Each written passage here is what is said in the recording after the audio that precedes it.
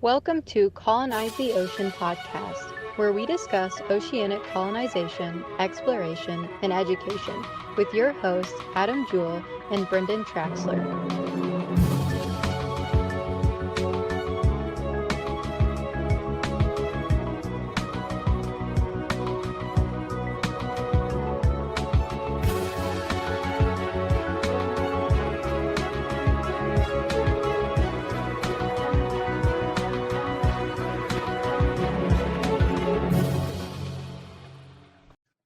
Today is a day that Brendan has not stopped talking about because he's been super excited.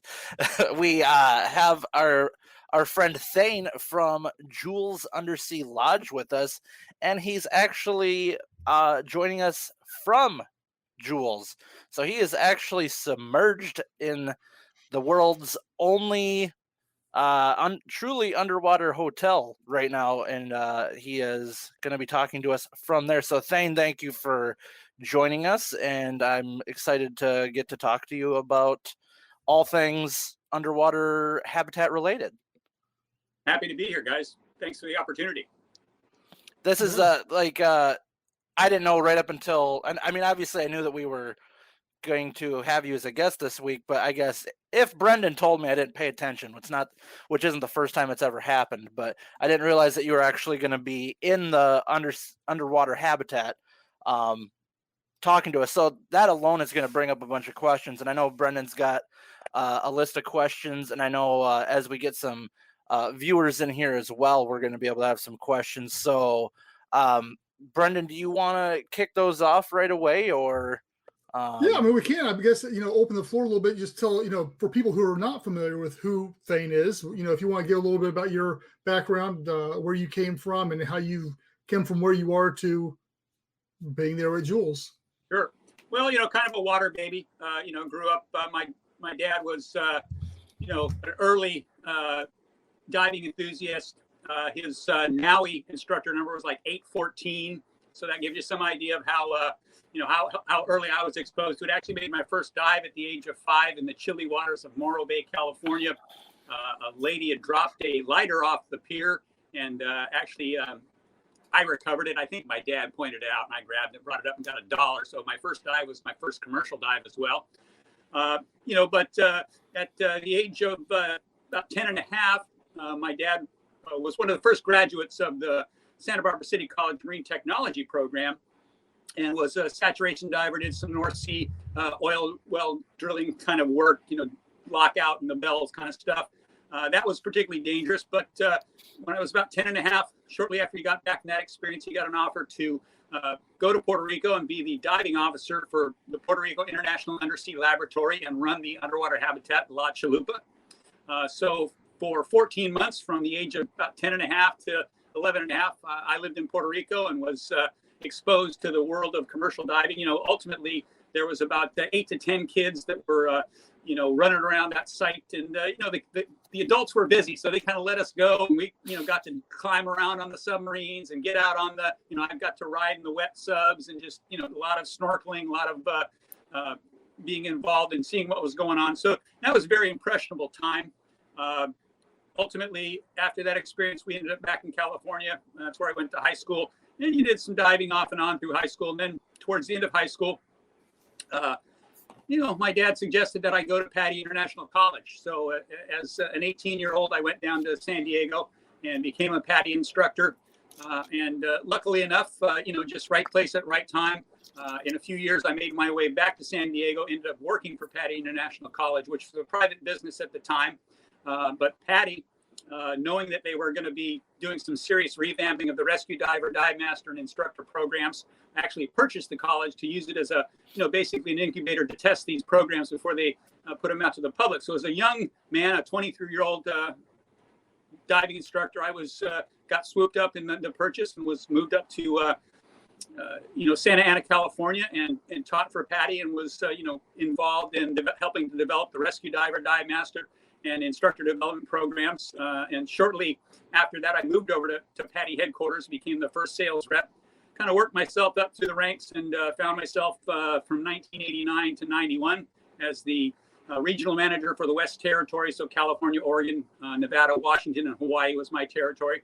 Got to travel all over those. But, as a relatively young man with a wife and 3 kids, it wasn't the best job. My wife wasn't really thrilled with me traveling 2 weeks at a time. So left that position and decided to move back to Ohio so she could be around her family, and helped kind of rescue a 5-star instructor development center that had their course director pass away.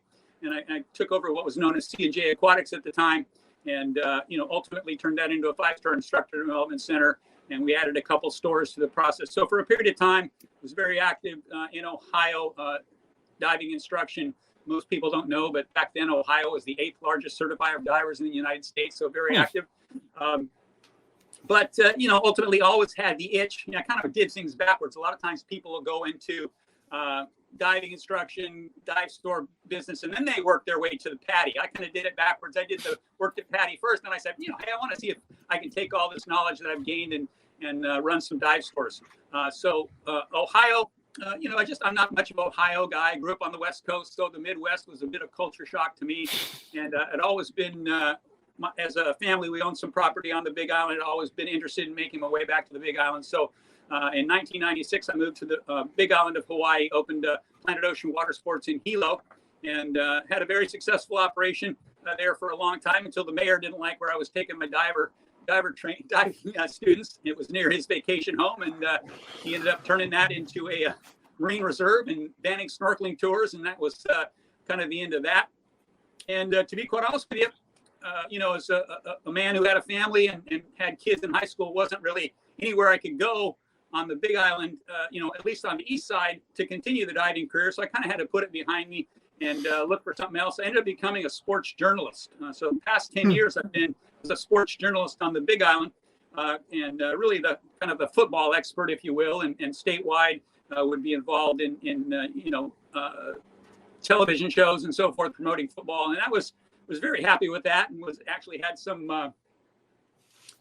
growth opportunities, and just had become the sports reporter for both of the major newspapers on the Big Island. I was going to cover surfing and rugby and rodeo, some of the non-high school sports that we were very proficient at, and was thrilled to death with that.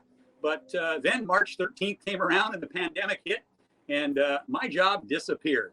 Basically, I was a new sports writer, and long-time veteran sports writers were losing their jobs. So there was really nothing for me to do on the Big Island, and just started looking back at my history a little bit. And to be quite honest with you, I really didn't even think about the habitat or Jules at first. I just was so affected by my time in Puerto Rico that I started doing some research and just got onto Google Maps and wanted to see if I could track down where I lived in Puerto Rico and where the habitat used to be stationed.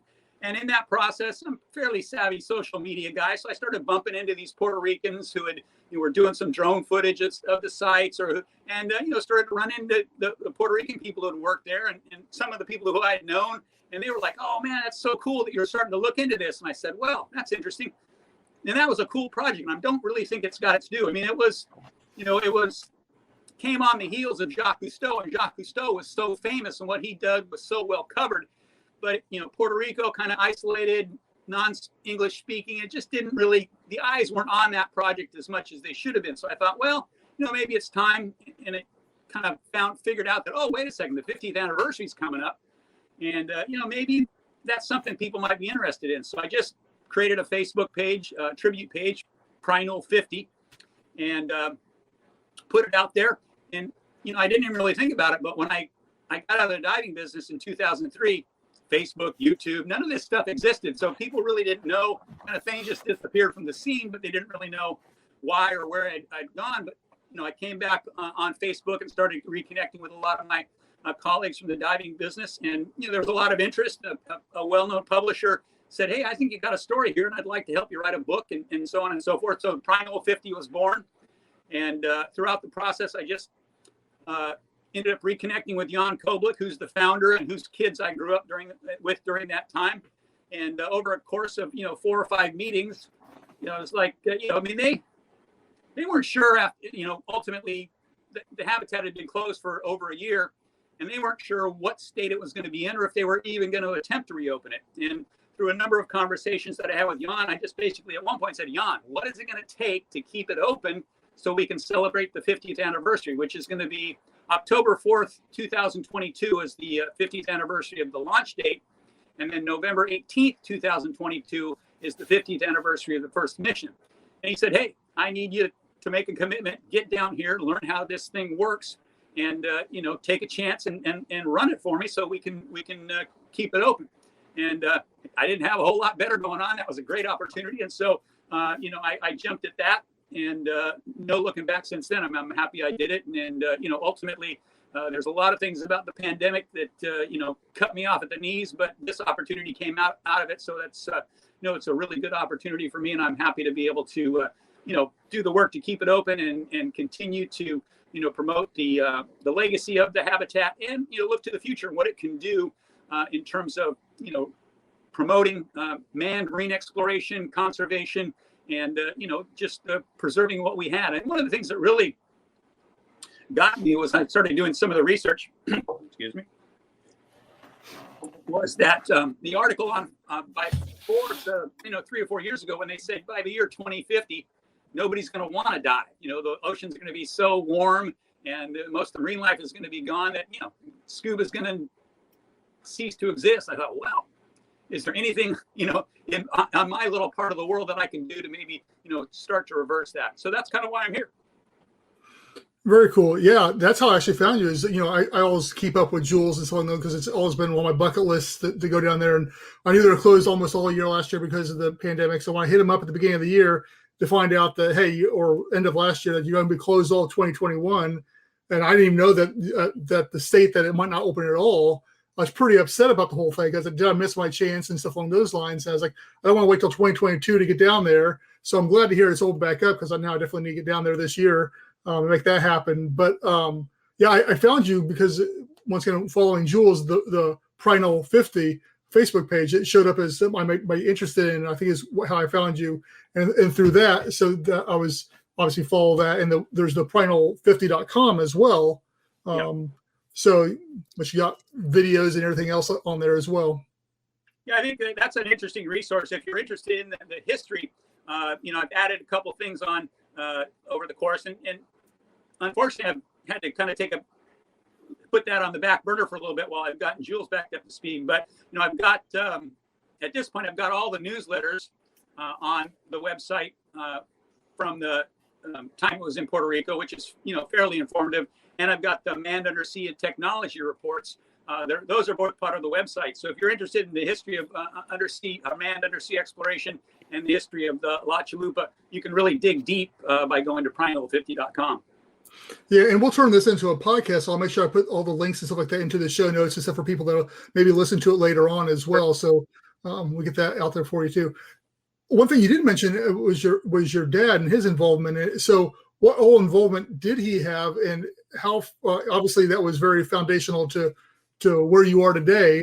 But what can you talk about his? Sure. Well, ultimately, like I said, we were exposed to diving. I mean, my dad started diving back when he was 16. They ordered aqualung equipment through the mail, and my grandpa read a few books, and basically they learned enough to stay alive.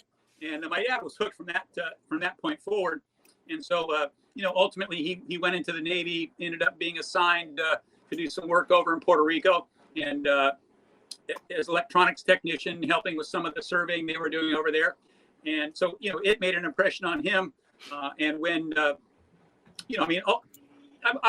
was always exposed. I mean, I remember when he was at Santa Barbara City College, they take me there, and I made my first chamber dive, probably when I was like 8 or 9. Going down to 50 feet in a chamber and so on and so forth. But when we really, when we moved to Puerto Rico, that's when I became more aware, of how, how much he had accomplished within the diving industry to be put in charge of the diving operations for that type of operation. That's a pretty significant accomplishment. And, some people know, others don't, that, we very safe program. There were very few accidents at all, but my dad happened to be involved in a surface accident where they were moving the habitat back into the harbor after the third mission. and got involved in some high tension line, and actually had he was slacking off a line under high tension on a bollard, and the bitter end of the line got caught in some of the decking pipes, and they had a lot of high pressure piping and tanks and so forth on the deck, and he didn't want to let the line go for fear that it would take out some of the high pressure lines and tanks and so forth that they had. So he held it to the last minute. When he finally let go, it caught his wrist, and it threw him about 20 feet in the air and about 40, 50 feet off the habitat. One of the aquanauts recalls thinking, man, that guy Frank, he can jump awful high, because he just caught it at the corner of his eye. And ultimately, he broke his wrist. I mean, it broke his wrist, basically almost detached his wrist. But Wow. it was Puerto Rico. It was 1972, and unfortunately, the medical care let him down a little bit. He developed gas gangrene and lost his arm. But I will say this: 2 missions later, with one arm and probably about 20 pounds down, he was right back at it. And he was actually an aquanaut on the 8th mission. We ultimately had to leave Puerto Rico because of the damage that he had sustained. We had to go to Miami, and so he could get some additional work done at the VA. And that was kind of the end of our time in Puerto Rico. Had that not happened, I suspect we would have rode the Prinol, to the end, to all 12 missions, and I would have had more time in Puerto Rico. So that, that certainly, in terms of my dad's involvement, that was a big part of why I ended up doing what I did. Now, I will say this. I considered commercial diving for about that long. And I said, well, my dad's got, he had stories from back in the Bell diving days about what happened, on some of the North Sea lockout dives he did working on the oil rigs. And that combined with what happened during that time pushed me in the recreational diving, direction, and I'm honest with people. I'm a true recreational diver. I like the bright, sunny, warm water. I like to take pictures. So I'm not going to be your rec tech guy. I'm not going to be cave diving. If I had to rely that much on my equipment, it would scare me. My equipment tends to be held together by sand and salt, and that's the way I like it. Yeah, when I graduated high school, I looked at getting into commercial diving as well. And I started reading some of the horror stories. I'm like, yeah, that's not my life. As interesting as that may be, I don't want to lose any limbs or whatever. So probably the closest I got was I was accepted to Florida Institute of Technology for the aqua. I want to say aquaponics, but basically aquaculture program back in the day. I never made it, but that was kind of where my interest lied. Not necessarily going down to 500 feet and cranking on a oil wellhead or something. Right. One thing we keep on talking about Prinol, and I'm assuming everybody knows, but La Chalupa and Jules are the same habitat. Yes. Ultimately when the Prinol program ended, and really, not a lot of people, kind of aware of what happened or why, manned exploration slowed down at that point in time. Probably one of the most important accomplishments of Prinol and La Chalupa was the development of some new saturation tables where they identified what were the limits of working divers. Once you got saturated, how far up could you go? How far down could you go? And, so that was the major accomplishment of the Prinol La Chalupa era, was developing these new tables. And once the military and the oil companies and stuff got that information, combined with the political climate and the state of the nation in the early 70s, the money just dried up. And so, La Chalupa was shipped over to Miami and was sitting in a boatyard. In fact, I can't remember the name of the movie off the top of my head, but I remember going to the movie theater back in the day and watching this movie, and all of a sudden I'm seeing it was based in Miami. It was I've got it on the Prinol50.com website. You'll have to look that up. But Dom DeLuise, it was the Smokey and the Bandit kind of take, and I saw people running across La Chalupa. It was in the Miami Harbor there, and I was like, oh, hey, that's La Chalupa. And I looked it up recently and got back. So so in the early 80s, Jan Koblik had another go circled back on La Chalupa and, was able to get the financing together. And so I believe 1986 is when, it was placed out here in Key Largo and became Jules Undersea Lodge. So with that, I guess that leads to my next question here is to you, I guess maybe this is a personal question, but why is Jules so important? Well, I mean, I think it illustrates a couple of things. Number one, this is an underwater habitat that's been continuously underwater for 30 some years now. And I'm of the opinion that we're kind of pie in the sky talking about colonizing Mars, when in reality, I suspect that there'll be people living at one atmosphere well before we ever have a colony on Mars. I mean, if you look at climate change and rising sea levels, if I lived in Kiribati or the Maldives or something like that, where they're losing land rapidly, maybe I want to build a house that's able to, deal with that. And, 20, 30 years down the road, if the water levels get to the point where it's over my head, I have a house that I can still live in. I essentially didn't lose my property. So I think, promoting one atmosphere living and the reality that something, and this was 1972 technology, you can buy stuff at Home Depot now that, wasn't available back then and was used to keep this thing down. So I think the fact that it was built in 1972 and continues to operate today with, minor, adjustments to the operating procedures, is a testament to what could be done if we really put our mind to it. And obviously that's, where you guys are thinking. And so, I fully support that. One atmosphere living is something that, people are going to be doing, and probably sooner than later, for sure. Yeah. I was going to ask you, but you kind of answered right there, talking about the single atmosphere living. You already addressed that. One thing I guess I do want to hop onto is the whole, it kind of off subject a little bit, but the whole Aquanaut program that Jules offers is very unique as well. I think it's the only place in the world you can do that as well. Once again, it's something that you guys can tote. And so if you can explain a little bit about that. Well, I mean, we have a couple, we had 3 different options basically in terms of how you can visit Jules. We have a lunch presentation, lunch program where you get to spend about, 4 hours down here and, link it together with a dive in the lagoon, which is interesting of itself because, there's some aspects of the lagoon. I mean, it is a lagoon. It's not the gin clear water of the Caribbean for sure. But, we have a mangrove environment. We have some unique animals here that we're able to see and really, start to understand some of the environments that people don't tend to look at, so nobody says, hey, I want to go dive the mangroves, but here you're allowed to do that and also, get down and see the cannons and maybe a manatee's going to show up and you're going to run into some seahorses and that kind of thing. So, kind of is a way to introduce people to some different environments they wouldn't normally take a look at. And I think, just our mangrove dive is very, very interesting. If you take the time to slow down and get in amongst the mangrove roots and see the sponges and the anemones and the life that is supported by mangroves, that's very interesting. The other thing is just an overnight, where it's less than 24 hours. You check in at about 1:30 and you're out by 9, the typical Airbnb. You get to sleep a little bit, but when we go, we want to see you go.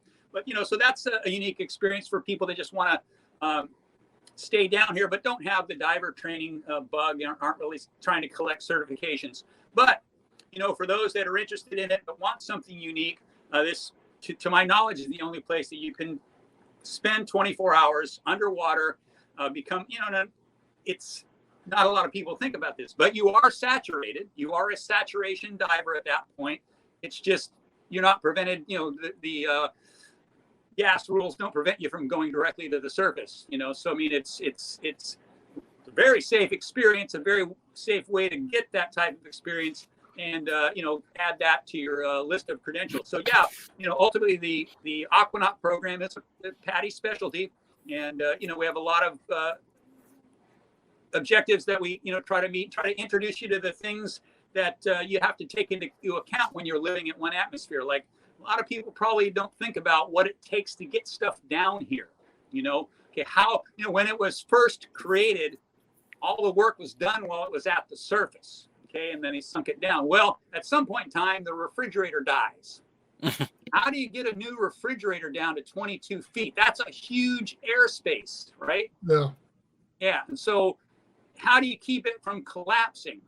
How do you, so just to illustrate what I did, one of the first jobs I undertook was the what we call the moon pool, the hotel water interface. And, over the years, that's where everybody comes in there and out. You got tanks and weights and so on and so forth. And, when they first put it together, real nice tile job and so on and so forth. Well, over the years, that gets beat up. And then you've got, it's metal, it's salt water, rust happens, so that was probably the most pressing issue, because once we made the decision to see what it would take to get the lab open, we found that the majority of the systems were fine. The critical systems were fine. All the electrical was fine. The air delivery system was fine.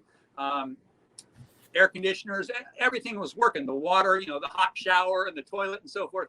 That wasn't the issue. It just ended up being that, hey, it's an old girl and she needs a little tender loving care. So I swam 36 bags of concrete down here and poured a new moon pool floor. Basically put a 2-inch cap on the floor, and that's going to keep this. The moon pool is going to be in great shape for years to come. But it's like, okay, geez, I gotta do that. How? And the sad thing is, the first 30 were hard work. I finally figured out the best method. About the last 6 were a little easier. But that's anything we got to bring down. So when people come to the hotel, your clothes, your cell phone, your toiletries, etc., we have to put that in a dry bag inside a like a Pelican case, an Underwater Connects dry case, and attach a 50-pound lead pig to that thing and bring it down. And even with that, it collapses a little bit. And then we got to let it sit there for a few minutes and equalize before we can open it up. That's how we deliver pizzas down here, which is the big thing, getting the fresh pizza down here.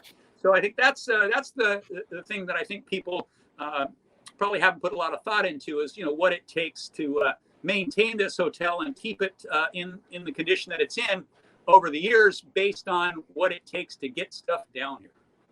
Yeah, that's a valid point. I know we're going to shoot over to some questions here in a second, but a couple more things here. So obviously this isn't for everybody. Jules isn't for everybody. The whole scuba barrier and stuff along those lines. But if they're interested in this and they want to support what you guys are doing down there, what some avenues they can do that? Well, ultimately, Prinul 50. That if they want to support that and kind of help us out, that you've got I'm wearing a vintage Prinul T-shirt. I've got the vintage mug, so they could go to deeplydesigns.com and help us that way. But ultimately, I think that it's important to understand that even if you think it's not for you, maybe you haven't thought it through. This is it's a 20-foot dive to get down here. It's well within the realm of Discover Scuba. So even if you say, hey, I don't dive, can I still do it? Sure you can. We can give you the Discover Scuba, and we can help you get down here. We also have, and that's one of the systems we're working to get back to speed. We also have hookah rigs. So we have 2 hookah rigs, so we don't necessarily have to strap a huge tank on your back. We can use limited weights and our hookah rigs, and we can swim you down to the lodge that way as well. So, and ultimately we're part of Marine Lab, which is a nonprofit organization. So Marine Lab maintains the lagoon, is the owner of the habitat. And, so if you are interested in supporting the conservation efforts and the educational efforts, then you could certainly go to marinelab.org and support us through that, because they do a great job of, ultimately it's about the youth at this point, and the more we can do in terms of training the younger generations about the need for conserving the ocean and, doing it right now. Like, we can't wait. We need to jump on it and get on it right away. That's what Marine Lab is doing a really good job with, is bringing in the young school groups and really introducing them to a variety of marine environments and talking about conservation and, really inspiring people to want to become marine scientists and conserve the ocean. Yeah. One thing you mentioned there was the hookah system, and I thought that had been discontinued or hadn't been used for a while, and so I was curious if that was still going to be a viable solution or not moving forward. Yeah, it's just just one of the general maintenance things. We need to do a couple of minor adjustments, and it wasn't high on the list because we have an alternative to that. But as I start to check off more and more of the boxes, I actually did look into what it's going to take, and it's not much. Ultimately, in terms of what it's going to take, to get I'm waiting on a part or two, and as soon as I get the parts in and install them, then the hookah system will be right back up to speed.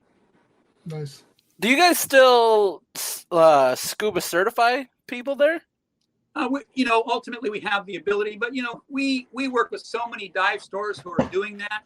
We don't need to necessarily compete with them, so it's not something we promote. We do have instructors here, and should somebody call up and say, hey, I'd like to do it, and we can certainly do referrals and we can do open water courses. But what we really like is to see all of these dive stores that come down and use, because again, the lagoon is a unique dive training site. It is very well designed for dive training. It's deep enough that if you needed to, and last weekend, oddly enough, we had such high winds here in Key Largo that the dive boats were shut down for about 4 or 5 days. So we had a really busy period here where, some people were probably forced to make their 4 open water dives here. And luckily we have the depth to make that happen. But we love to see the dive stores come down here and use this as a training site. You'll see a lot of things like rescue diver training, very well set up for rescue diver training. So we see a lot of that going on. And it's just, it really is beneficial to the dive stores in South Florida to kind of have this backup that, hey, if the weather really goes south, we can always get to Jules and still, meet the needs of our customers. That answer your question there, Adam? Yeah, because one thing that Brennan and I always talk about is so I live up here in South Dakota, so I don't really have very many places that I could, if I wanted to go get scuba certified, which the more I get involved in this project, the more I kind of want to. Sure. But the closest place for me is 8 hours away. Yeah. But I'd love to be able to go down there and, stay the night at Jules, but as far as being trained and all that, I have zero experience. Yeah, again, I can only speak for Patty, and having not been active in the industry for quite some time, I'm not sure what SSI and now, but I'm sure they're doing similar things. But, you can do the e-learning program through Patty. You can get all the book work out of the way, all the testing and so forth.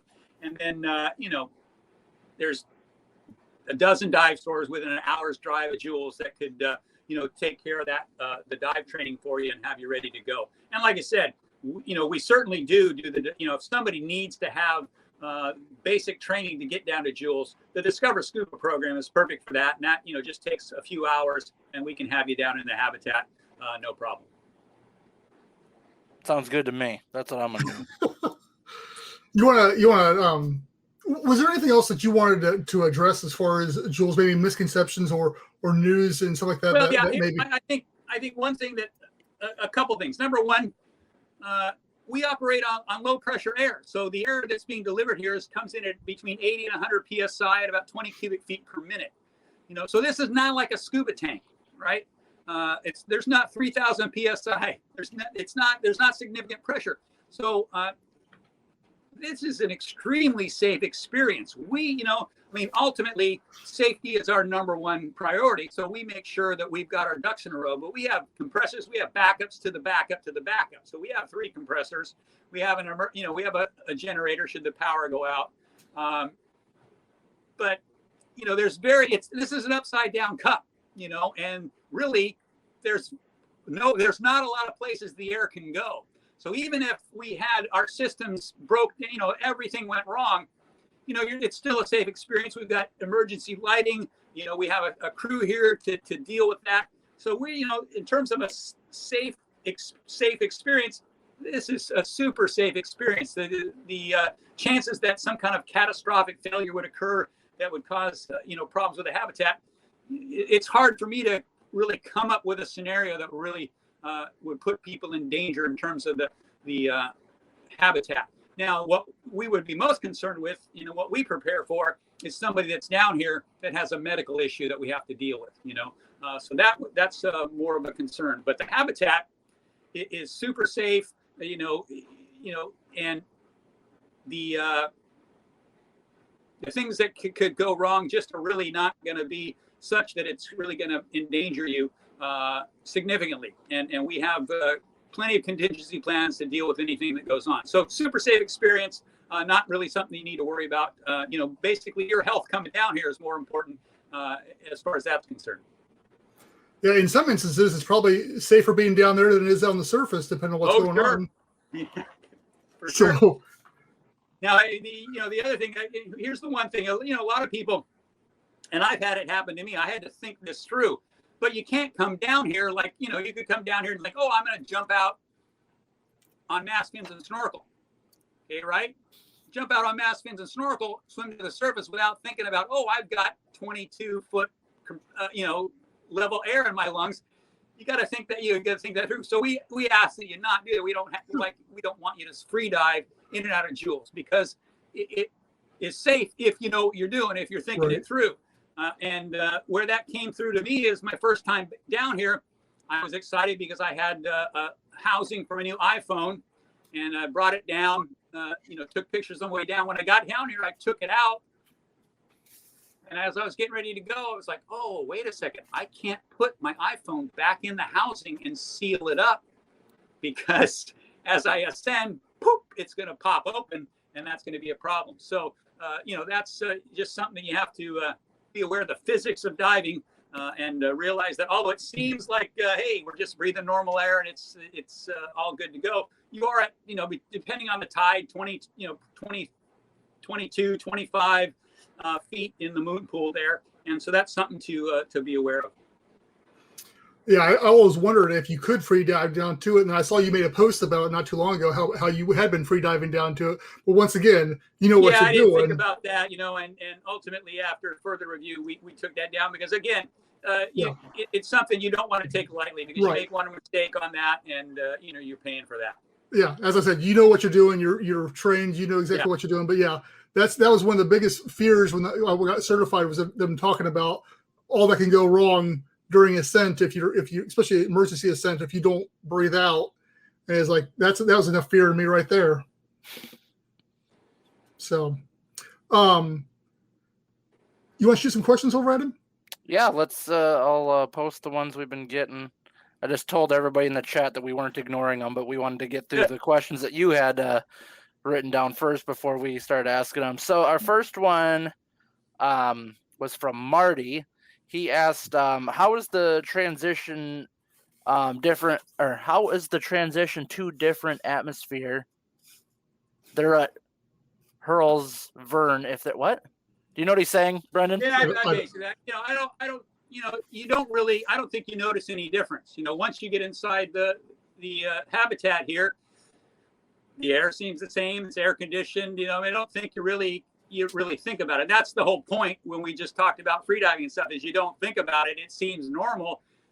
You got to kind of remind yourself, hey, I'm still at 22 feet, so I can't just jump out and pop to the surface. I got to think that through, but yeah, I don't, and realistically, even if you're down here and you're saturated through the Aquanaut program,